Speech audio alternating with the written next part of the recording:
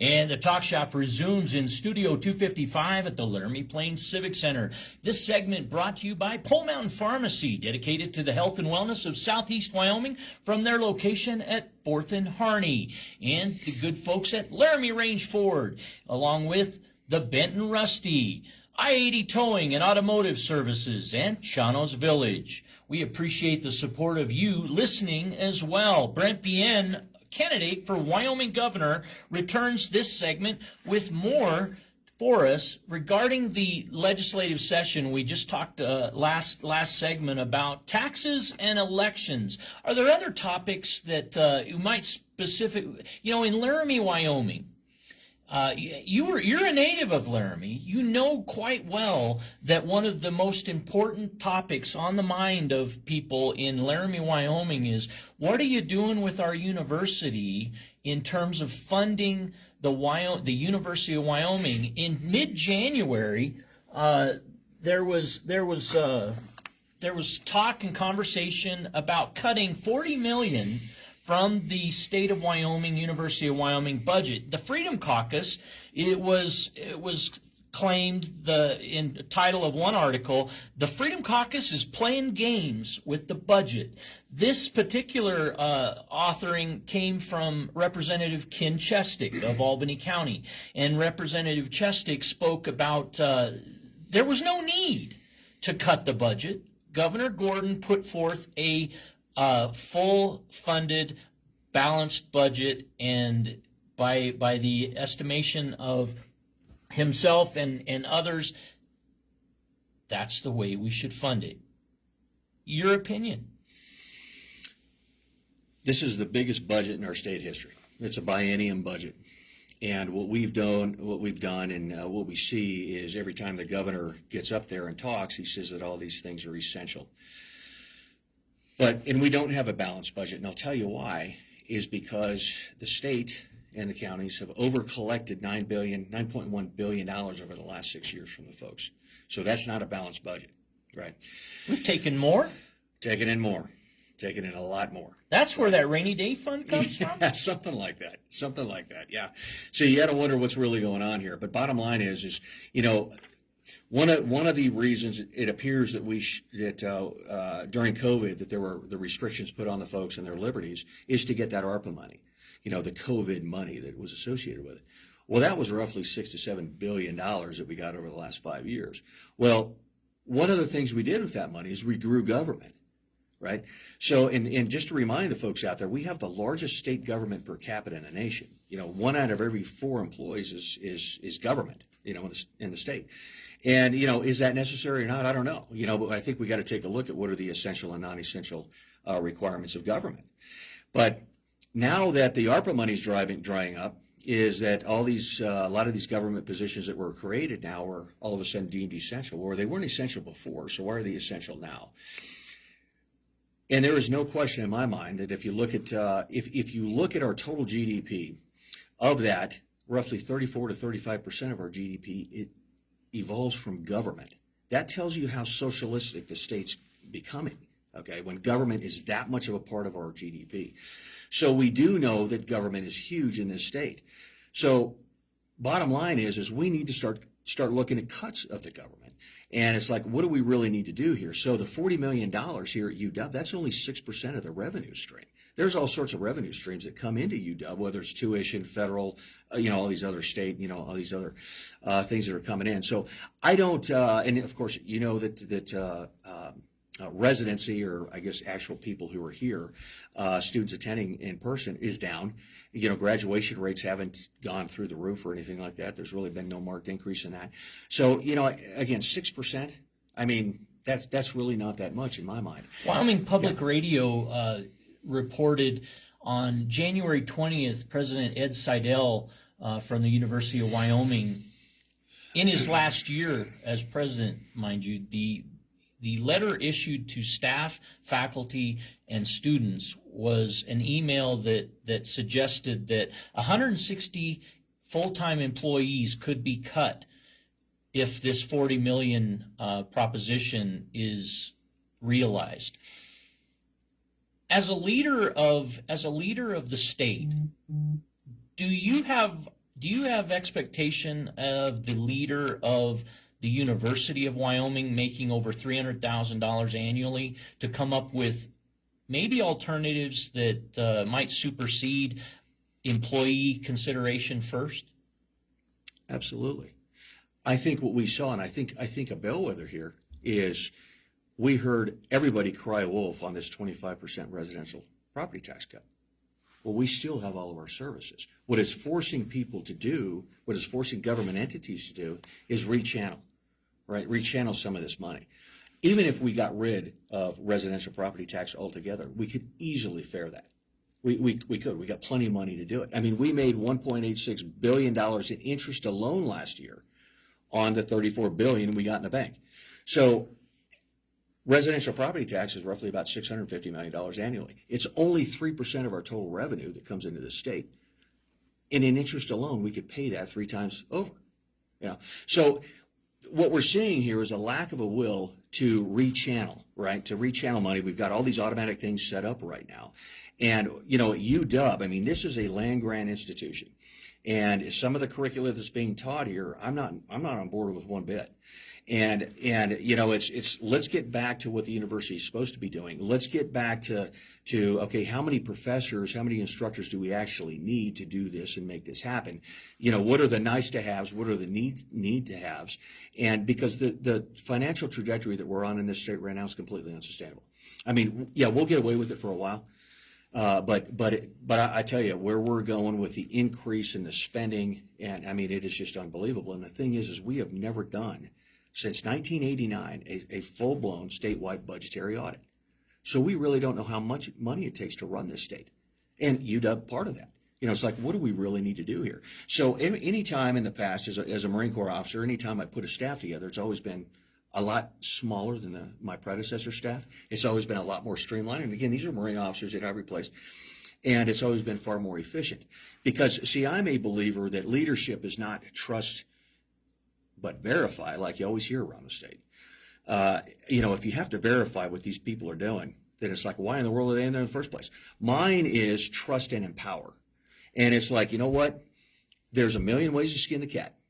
Right? And if I trust that person, I'm going to put them in that spot. I define the objective. I define the time constraints and the fiscal constraints, and I say go.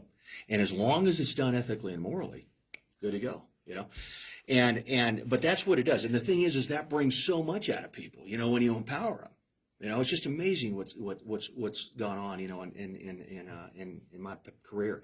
So the thing is the nepotism, the cronyism, the establishmentism in Wyoming is rampant. You know, and that's one thing that we're really going to have to break that paradigm. Second topic of conversation heavy in January was the Wyoming Business Council. My research has shown $11.6 million in employee salaries every 2 years, $5.8 million annually to run the Wyoming Business Council. Where do you stand on cutting the Business Council or adapting it? Would you suggest any other consideration before total elimination? My stance on business is simple.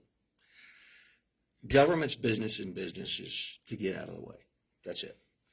And right now, we've become so accustomed to having government's heavy hand in business that people just think it's normal, you know.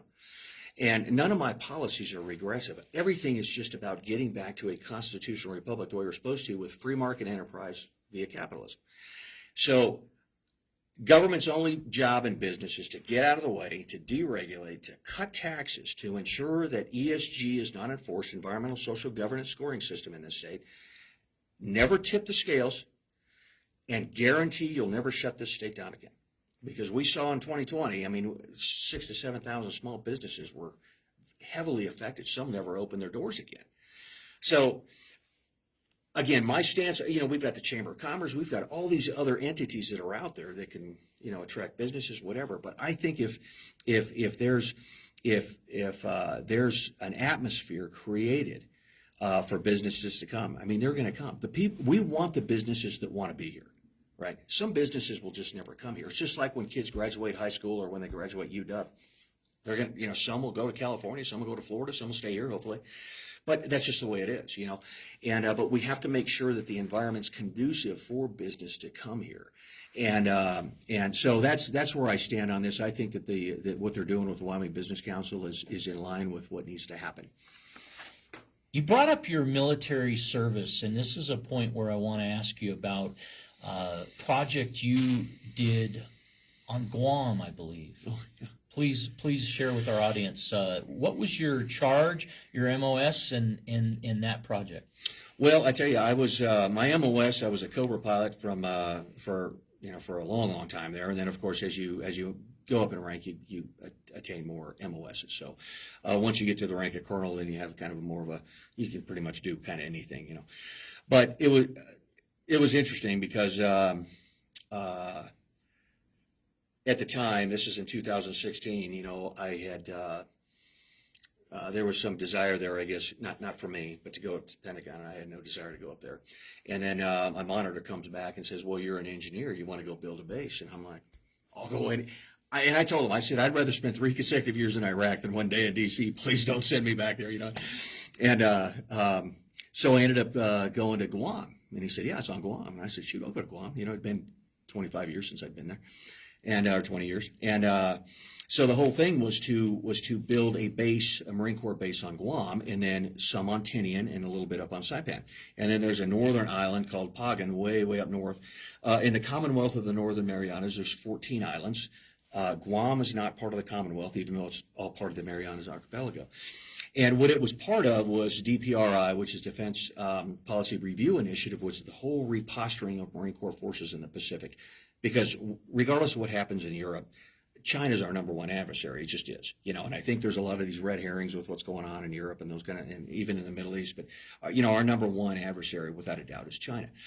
And so that was the thing there, was to reposture and between Guam, between Australia, but certain these places around the Pacific Rim and of course Hawaii. And so anyway, it was close to a $9 billion project. And it was behind. I don't like being behind. I like being ahead. And so got there, and I saw the incredible talent that I had in my staff that I inherited. And but I did see how they were being, weren't being, empowered. What budget were you given for that project? It was about in 2012 dollars, I think it was about 8.6 billion, something like that. And I will tell you, did you finish it on time? We will, and it's. The whole thing there was to start transferring Marines from Okinawa in, I think, 2024. Now, originally that was going to be in 2026. So I pushed to get this timeline. We went from basically 2 years behind to 2 years ahead. So there's a 4-year delta in there, right?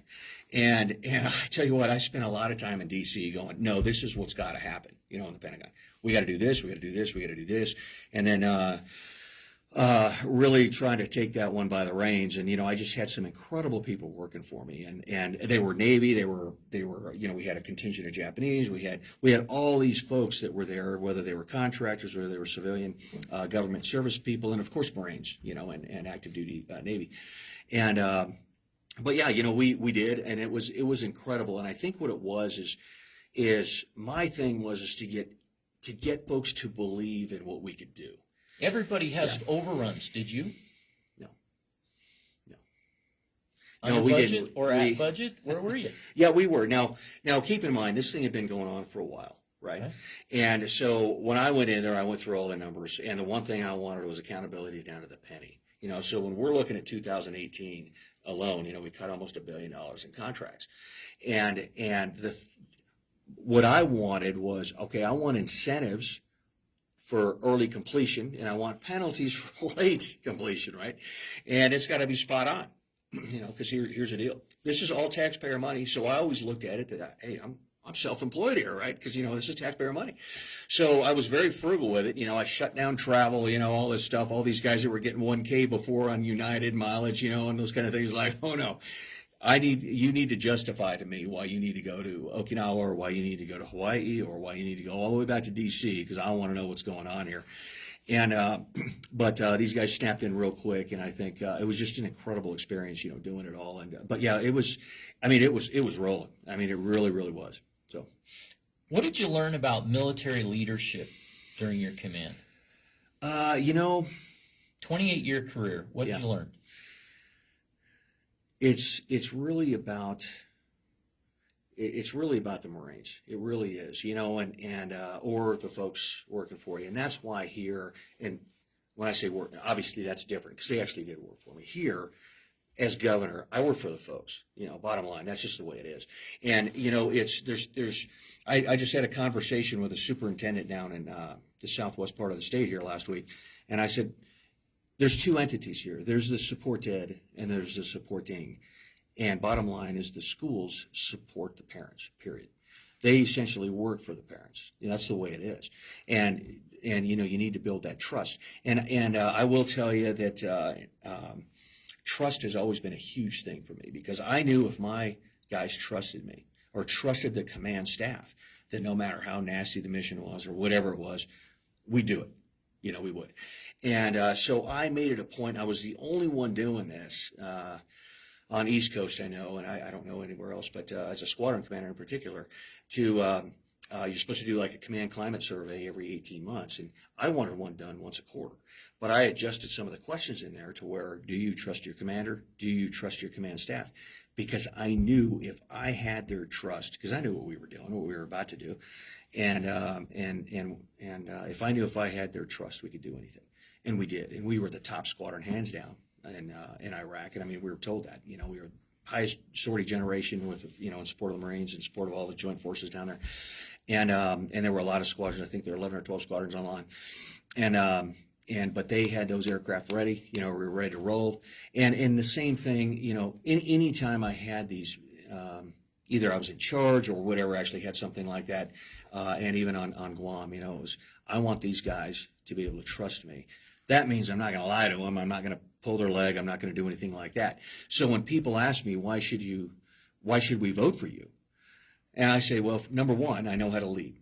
Number two is I know what needs to happen to fix Wyoming. Number three is I have the will to do it. And number four is I'm not going to lie to you. You know, and I think that's kind of what folks are looking for. But it's not just rhetoric. That's just the way I do business. What was your oath? 1991, you're a graduate of the Civil Engineering Department at the University of Wyoming. What was your oath to go into the military? So on that same day, it was, you know, I, Brent, do solemnly swear to defend the Constitution of the United States against all enemies, foreign and domestic, that I will bear true faith and allegiance to the same, that I take this obligation freely without any mental reservation or purpose of evasion, and that I will, I can't remember, execute the duties of my office, so help me God. Now, I haven't done that in a while, so... But it just sticks in there. Pretty strong. It just sticks in there. And it doesn't expire. That's the thing. It's really a signpost for the core of your political page online. Talks about you being a principled conservative. That's right. That's connected to that oath, isn't it? It is. And, you know, about a year ago, somebody asked me what that meant. You know, because everybody runs around saying, hey, I'm a principled conservative. Really? Are you really? You know, labels, buzz tags. That's right. So I say a principled conservative is someone who has an unwavering, and the key there is unwavering, belief in individual sovereignty and self-governance, the two principles around which our entire Constitution revolves. American exceptionalism, because we are hands down the greatest nation in the world, and absolute truth, as defined by God, because he does, regardless of what anybody says, he defines the rules. That's just the way it is, you know. So that's what I define as a principled conservative. But the key there is the unwavering. You believe in that, period. You know, and you'll go to the mat for it. Yeah. Military leadership, a career as you've had, and you want to serve the public. You want to continue serving the citizens of America right here in the state of Wyoming. What is your number one goal as a candidate for governor? Get elected, but how will you approach it should you be elected? Number one step that you'll take as governor. Well, I think the governor sets the tone for the state. Just does. So to me, it's all about putting the people first. Right, we have got to do that, and there's a series of steps in doing that. So it's not just one thing. But you know, I typically say, look, my objective is to raise your standard of living by reducing your cost of living, and that's what we're really going after here. And of course, there's a lot of different pieces out there to make that happen. But we have got to. When I say return Wyoming to the people, and I use the word return and not give it back to the people, because it was never the government's in the first place, but it has been taken by the government.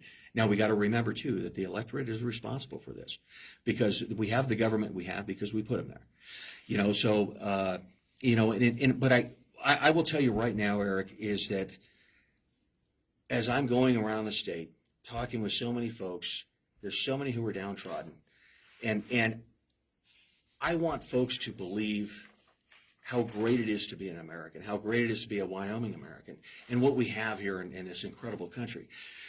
So it is about just changing that entire paradigm, putting people first, and we have got to restore principled conservative leadership, discipline, and accountability to Cheyenne. We have to do that, because we're like I say, we're on a trajectory that's unsustainable fiscally, and we cannot legislate morality, but we can sure as heck defund immorality.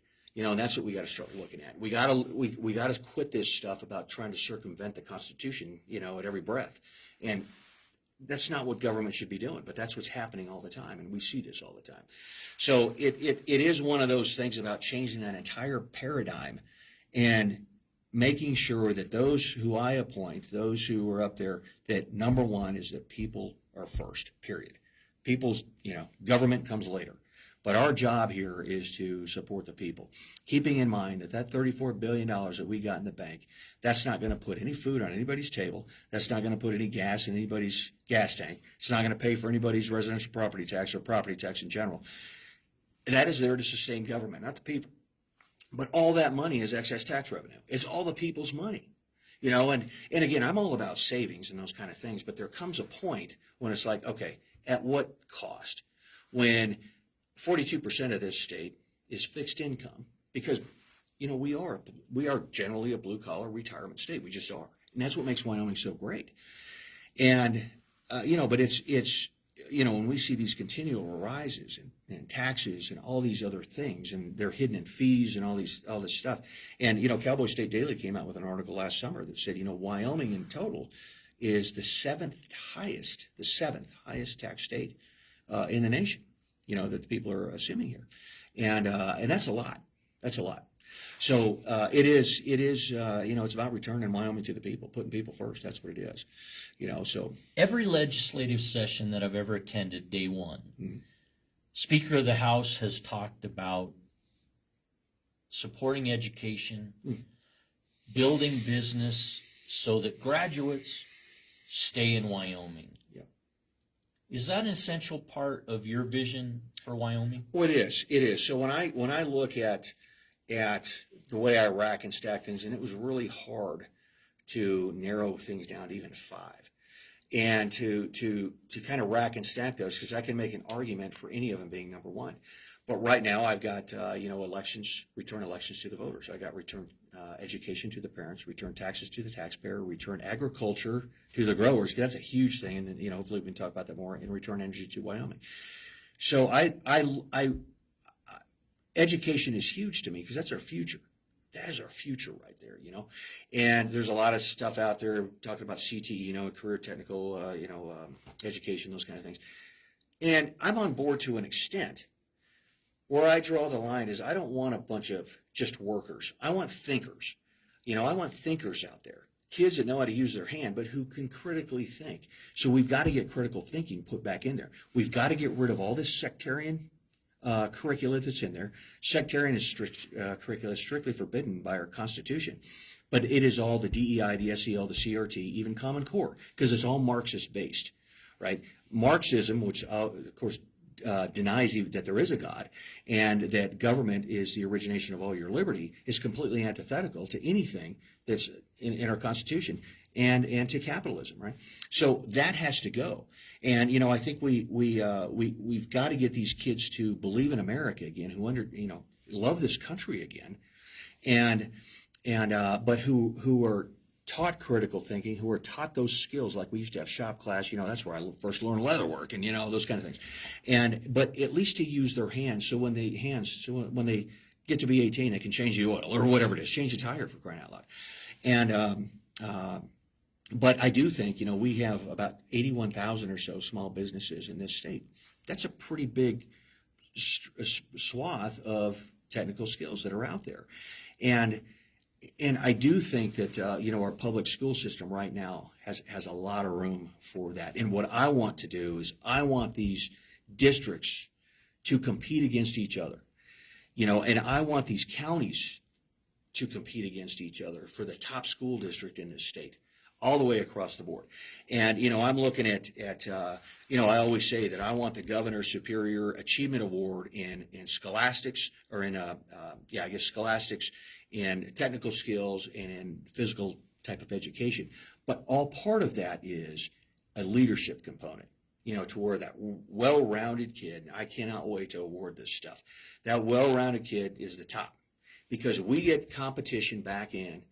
I tell you, competition brings out the best in everybody.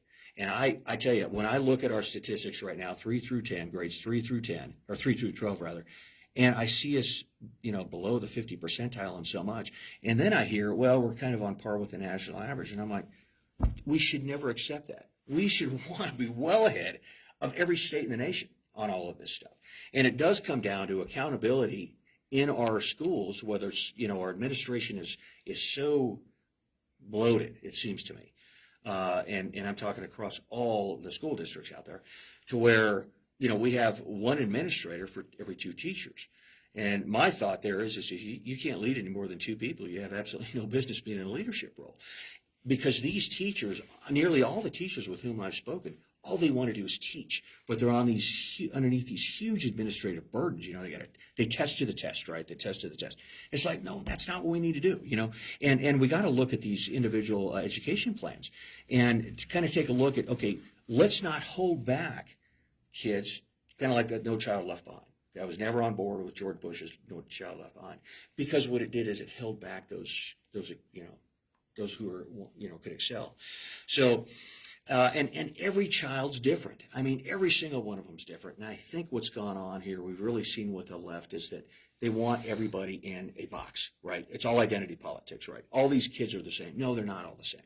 And I'm not a cowboy. I'm not a farmer. I don't pretend to be one. People keep trying to tell me to wear a cowboy hat, and I just won't do it, because I respect the hat too much to wear it. I'm just not somebody like that, even though I've done that kind of work. But the ranch work that I have done is I've learned so much on there, because you have to do it. You got to figure out how to do this stuff, and to make things go. But to really get these kids, when they graduate high school, right now we're teaching them to go to college. I want these kids, when they're out of high school, that they're financially disciplined, they are responsible, they don't hate the country, they should love this country, and that, they can start a business if they wanted to. I mean, really right now, if you're a welder, if you're a powder coater, if you're an electrician, man, you can name your price. Vocation, absolutely. You can name your price almost. If you were to be Wyoming governor, one of the pieces of the Wyoming Constitution says that education in the state of Wyoming should be next to as free as possible. Is that an investment that you would prefer to make versus selecting a business, perhaps a business venture to invest in? Would you invest in the people of Wyoming, the graduates of 23 counties, high schools, as a measure to improve the future of Wyoming? Let's see if I understand that correctly. If you had 11.6 million in a budget that was no longer being invested in the Wyoming Business Council, where would you invest that funds in order to improve the future of Wyoming in a marked, measured way? Well, the first thing I do is I probably return it to the people, because it's excess tax revenue, right? So it's like, okay, it's the folks' money. So you believe in the liberty of individuals to do better with their money Absolutely. than the government Absolutely. has? Absolutely. In fact, I will tell you, on day one, I'll introduce legislation right away that ends residential property tax. that ends the fuel tax, that cuts state sales tax by 1%. All that right there is about $1.1 billion. And remember what we talked earlier, is that interest alone that we get off the $34 billion annually, or at least we got last year, was $1.86 billion. We would still have $700 million of excess tax revenue. You know, everywhere you hear around, you hear all the local officials and some of these people, the sky's falling. The sky is not falling. All it is a matter of just restructuring how money gets down there. And of course, these commissioners can always go through and request more money through their legislators if necessary. So the money is there. And again, it's all excess tax revenue. The people can spend their money so much better than the government can. So one conversation that I heard at the coffee shop last week was people are picking winners and losers. I'm tired of it. I'm tired of government picking winners and losers. That's right. Tax incentives going to this business while my business has been in the community for decades. I didn't get that break. That's right. They're getting a competitive advantage. That's right. And that's exactly why I say government's only business, and business is to get out of the way. It really is. And, again, I think capitalism and the free market system, I mean, it's brought more wealth and prosperity to the world than any system before it. And it all started here in America, and the thing is we've grown so accustomed, and I always say compliance, conformance, control is the way the left works, right? And we've come down this road of this gradual intrusion of Marxism, really, throughout the nation, and again with our GDP, with over a third of our GDP being from government, that shows you just how involved the government is in business. It should never be that way, and so it is about getting back to the free market. It is, and I tell you, we've got 400 years of gas, oil, and coal underneath our feet, Trona, everything. I mean, that. And we need to use that, so. Has Wyoming been fought hard enough to keep its oil mining rolling as strong as it can be? Absolutely not. Absolutely not. And I think a lot of that, again, this comes down from the top. Okay? It comes down from the top. When your background is kind of left-wing, like the governor's part of the Sierra Club, and those kind of things. When you think that way, when you come out with a mantra that Wyoming is going to be net negative in carbon emissions, well, the only way to get us to net negative, and this is tongue-in-cheek here, but you'd have to get rid of all the people, all the animals. You got to make sure there's no more forest fires, and you got to make sure that Yellowstone doesn't pop, right? There's a giant volcano. I mean, it's impossible to get to net negative. And the thing is CO2 is good. We cannot live without carbon dioxide. We just can't. We're seeing that the sub-Sahara over in Africa is roughly 15% greener than it was just 25 years ago. I mean, that's a good thing. It's a good thing, and it's really interesting. You see some of these oligarchs, and I'll never call them elites. Okay, there's only one elite, and that's our creator. Everybody else puts their pants on one leg at a time. But you see these oligarchs like Gates and Buffett and Soros and all these other guys now that are saying, no, don't plant any more trees. Well, why not? Why not? It's the craziest thing how they changed their tune. But they recognize that the folks, by and large, don't pay attention to what's going on. Okay, and they're very susceptible to these false narratives. And there's a lot of false narratives out there, as you know, and I want to change those. These kids right now, we were talking about education. These kids right now are being taught from grade school. CO2 is bad, that we're a democracy. We're not a democracy, as you know, we're a constitutional republic, that we're the racist nation in the world, all those kind of things. And those things need to stop. All that stuff needs to stop. So then by the time they're seniors in high school, they're arguing with their parents, or whatever the deal is there. So, and you really see this when you look at this holistically. It's like, okay, how do you topple a constitutional republic? Well, anytime you're going against an adversary, you always look for the center of gravity. And whatever that center of gravity is, if you can defeat that center of gravity, you're likely going to win. So the center of gravity of this nation has always been the middle class, right? Always been the middle class. And the center of gravity of the middle class has always been the nuclear family. And so that's what they've been targeting over, and this obviously didn't just happen. I mean, this has been going on for decades, but they've been targeting, and it's all in class warfare is what we're in right now. But when you really target the middle or the nuclear family and you tear that family apart, that's why we're seeing a lot of the problems. That's why people are starting to lose faith in America. I think it's phenomenal that Trump is in there. He kind of brings that spirit back, but we need that spirit in the state restored. We're visiting with Brent Bien, candidate for Wyoming governor in 2026. Now on the Talk Shop in Studio 255, I'm Eric Henderson, and this program brought to you by Pole Mountain Pharmacy, dedicated to the health and wellness of Southeast Wyoming from their location at 4th and Harney, reminds you Brent Bien in town all day long. He will be in the 11 o'clock hour at Bernie's Restaurant in West Side, LARAMIE, and that location, Snowy Range Road, 367 Snowy Range Road. And he will take his People First initiative, Brent Bien, to Wyotech campus in the afternoon, followed by a 5 p.m. to 8 p.m. engagement at the American Legion. And Brent, it makes much possible to have support of volunteers and resources. How do people get involved with your campaign? Come to BrentBN.com, or they can always call 307-763-3442. They can send an email, whatever it is. This has just been such an incredible experience because all the money that the opponents out there already have. Even if I had that money, I could never pay for what's going on around the state right now. It's just amazing, Eric. I mean, I'm sitting there looking at this. Every county we have this thing going on in every single county, and the counties are crosstalking. And it's so incredible to see. And the people want it so bad. Again, I think they are tired of the distrust, the lack of accountability, the lack of discipline, that's out there, and they are tired of the nepotism. They really are. They're tired of the establishmentism. So, and it is about putting them first and empowering the people again, which made this state so great. Final segment after this.